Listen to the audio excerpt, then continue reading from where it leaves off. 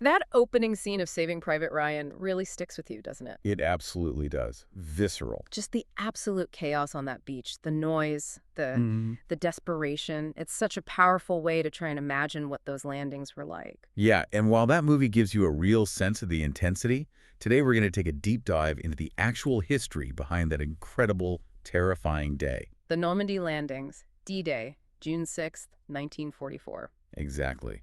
And if your knowledge mostly comes from films or just the name, well, our aim here is to give you a clear picture. What happened, why it mattered so much, and really how it shifted the course of World War II. Absolutely. The scale of D-Day is almost hard to fully grasp. You're talking hundreds of thousands of soldiers, Plus thousands of ships, aircraft. all converging on the coast of Normandy in Nazi-occupied France. So to really get the significance, we need to look back a bit at what made this whole massive operation necessary. Okay, so let's set the scene. By 1941, Germany had declared war on the U.S. It sounds like, at that point, the Allies knew a major assault on mainland Europe was inevitable. Pretty much, yeah. A second front was crucial. And we'd seen earlier landings, right? North Africa, Sicily, Italy. Were those like practice runs? Yeah. Stepping stones? That's a good way to put it, stepping stones. Yeah. Those earlier landings were vital, partly for gaining experience in amphibious warfare, landing troops from the sea onto hostile territory. Which is incredibly difficult. Incredibly. And they also gradually weakened the German grip on Europe. Think of it as sort of chipping away at this huge, overstretched Nazi empire. Okay. But France was the really crucial territory, strategically vital. Why France specifically? Getting a strong foothold there meant a direct path into Germany itself, specifically towards the Ruhr industrial region. Ah, the industrial heartland. Exactly, the engine of their war machine. Taking that out or threatening it was key. So France, it had to be. And the planning, I mean, the logistics must have been just mind-boggling. How did they even start? It was a truly monumental task. Back in March 43, they appointed British Lieutenant General Sir Frederick Morgan as Chief of Staff to the Supreme Allied Commander, COESAC. That was the code name. COESAC. This was even before Eisenhower was officially given the top job. Morgan and his team started the incredibly complex preliminary planning. Which involved what? Just counting everything? Pretty much massive logistical number crunching, how many troops, how many tanks, aircraft, and then all the supplies. Millions of bullets, bandages, gallons of fuel, boots, you name it. The list just went on and on. Millions of everything. Just keeping track must have been a nightmare. Okay, so they knew they needed France. But where in France? It's got a huge coastline. I heard they looked at places from Denmark down to Spain. They did cast a wide net initially, yeah. But practicalities quickly narrowed it down. Northern France, really the Pas-de-Calais or Normandy. Pas-de-Calais seems like the obvious choice geographically. Closest point to Britain, only about 20 miles across the channel. Right. Shorter crossing, easier air cover. It looked logical. So what was the catch? Why not there? Well, the Germans thought it was the obvious choice, too. Oh. Allied intelligence showed it was heavily fortified. The Germans were expecting an attack there. They'd built up really strong defenses along that stretch of coast. So landing there would have been walking into a meat grinder. Exactly. Yeah. Far too risky. Too predictable. Okay, so Pas-de-Calais is out. That leaves Normandy. What pointed them there? It's a longer crossing, about 100 miles. Channel can be pretty rough. Several things. West of Caen, Normandy had beaches that looked suitable for the actual landings. Yeah. Crucially, they thought they could quickly capture the port of Cherbourg, just to the west. A deep water port. Yes, essential for bringing in the huge amounts of supplies needed once they were ashore.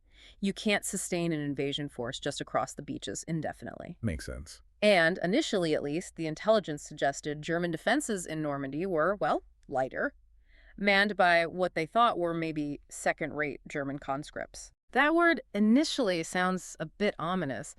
And Normandy didn't have big port facilities right on the landing beaches, did it? That sounds like a massive resupply problem. It was a huge problem, a major challenge. Yeah. And to solve it, the Allies came up with something truly remarkable, innovative. Which was?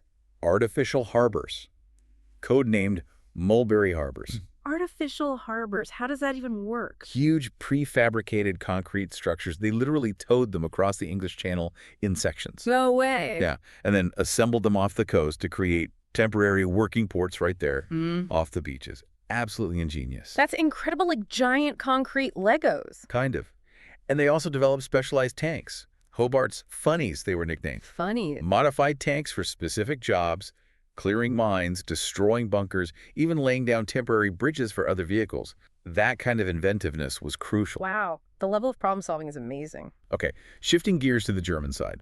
They knew an invasion was coming somewhere eventually. They had the Atlantic Wall. But I understand there was a big disagreement between their top commanders, von Rundstedt and Rommel, about how best to actually defend against it. Yes, that's a really critical point for understanding the German response, or lack thereof initially. Field Marshal Gerd von Rundstedt, the overall commander in the West, he favored a more traditional defense. Okay, what was his thinking? His idea was basically, let the Allies land. Let them come ashore, move inland a bit, get away from their powerful naval gunfire support. Right, get them out of range of the battleship. Exactly. And then hit them hard with the Panzer divisions, the armored reserves. Launch a decisive counterattack and push them back into the sea. So a defense in depth, essentially. Let them in, then smash them. And Rommel disagreed. Completely. Field Marshal Erwin Rommel, he was in charge of Army Group B, the forces actually in northern France. He had a very different view. Based on what? Based on Allied air power. He believed, quite correctly, that Allied air superiority would make it almost impossible for German tanks to move freely during the day. They'd just get bombed. Ah, okay. So moving tanks for a counterattack would be suicidal. Pretty much. So Rommel argued the only chance was to defeat the Allies right on the beaches, stop them getting ashore at all. His famous line was, the high water line must be the main fighting line. Fight them at the water's edge? Yes. He wanted the Panzer reserves positioned much closer to the coast, ready to react immediately. So Rundstedt, fight inland. Rommel, fight on the beaches. Who won that argument? Well, it ended up being a sort of damaging compromise. And it was further complicated because Hitler insisted on keeping personal control over the key armored reserves in France. Hitler himself? Yes. 4 crucial Panzer divisions. Rommel couldn't move them without Hitler's direct okay. And those divisions were held back, far inland, not near the coast like Rommel wanted. So divided strategy and the key reserves controlled from afar by Hitler. That sounds inefficient. It was a major weakness. This disagreement, this lack of unified command, meant the German response on D-Day itself was delayed and disjointed. Their most powerful units couldn't be deployed effectively when they were needed most. A critical failing. Okay, back to the Allies. The man in charge of this whole massive operation overlord was U.S. General Dwight D. Eisenhower, Supreme Commander. Why him? Well, there was a political element, actually. Stalin, the Soviet leader, was very suspicious of the Western Allies, wondering if they were serious about opening that second front he desperately needed. To relieve pressure on the Eastern Front. Exactly. So, President Roosevelt announced an American would lead the invasion, partly to reassure Stalin. Eisenhower was that American. But it wasn't just politics, presumably. He must have had the credentials. Oh, absolutely. Eisenhower was widely seen as a brilliant staff officer, fantastic strategic mind, amazing administrative skills. Even MacArthur, who wasn't easy to impress, rated him very highly. Interesting. He hadn't led troops in major combat in World War I, though. No, but his genius was in planning and coordination. Managing these huge, complex, multinational operations. He was the perfect organizer for something on this scale. The ultimate project manager, almost. And the forces under him were a huge international coalition, weren't they? Absolutely. You had the Western Naval Task Force, this enormous fleet, over 900 ships, supporting the American landings at Omaha and Utah. Okay. Then the British and Canadians had their zones, Gold, Juno, and Sword Beaches. And crucially, the night before the main landings. The paratroopers. Right. 3 Allied airborne divisions, the U.S. 82nd and 101st, and the British 6th Airborne, dropped behind enemy lines during the night of June 5th. What was their job? A vital one. Seize key objectives, inland bridges, crossroads to disrupt German reinforcements trying to get to the beaches, cause chaos. Going in first, in the dark. That must have been incredibly dangerous. Extremely. They faced heavy resistance right away and took significant casualties in those first few hours. They were really paving the way. And then dawn breaks, June 6th. The main landings start. And these weren't gentle landings on open beaches the Germans had prepared. They had. The Atlantic Wall. Soldiers hitting the beaches faced just a tremendous volume of fire. Machine guns, mortars, artillery from emplacements overlooking the shore. And the beaches themselves. Mined. Covered in obstacles designed to rip open landing craft. Wooden stakes with mines, metal tripods, masses of barbed wire. Yeah. Just getting ashore was incredibly hazardous. Let's try and picture it. Maybe go beach by beach. Starting with Omaha, that's the one from Saving Private Ryan, and it sounds like the film was horribly accurate. Omaha was. Mm. It was the worst. Absolutely the bloodiest. You have these high, steep cliffs overlooking the beach. Perfect defensive positions. Perfect. The German defenders just poured fire down onto the initial assault waves. And to make things even worse, those amphibious tanks, the DD tanks. The swimming tanks. Yeah, the duplex drive Shermans, most of them launched offshore, just got swamped by the rough waves, sank before they even reached the beach. So the infantry landed with almost no tank support. Largely, yes. Huh. Facing this absolute wall of fire, it got so bad. Lieutenant General Omar Bradley, the American commander on the ground, actually considered abandoning the Omaha landing altogether for a while. Abandoning it. Wow, it was that close to failure. What turned it around? Not a high command order. It was sheer courage, determination, initiative from individual officers, NCOs, ordinary soldiers right there on the sand. Just pushing forward. Exactly. There's the famous story of Colonel George Taylor finding troops pinned down behind the seawall. He basically told them there are two kinds of people who are staying on this beach, those who are dead and those who are going to die. Now let's get the hell out of here. Powerful words. And somehow, despite horrific losses, small groups, individuals just kept pushing, finding gaps, getting off the beach, eventually overwhelming the defenders. It was pure grit. Incredible bravery. What about Utah Beach, the other American zone? Was it as bad? No, remarkably different. Utah went comparatively very well, almost miraculously well. How come? Well, partly luck. The landing craft actually drifted off course, came ashore about 2,000 yards south of where they were supposed to. An error. Yes, but it put them in a less heavily defended area, so casualties were significantly lower than at Omaha. Yeah. A fortunate mistake. Sometimes luck plays a part.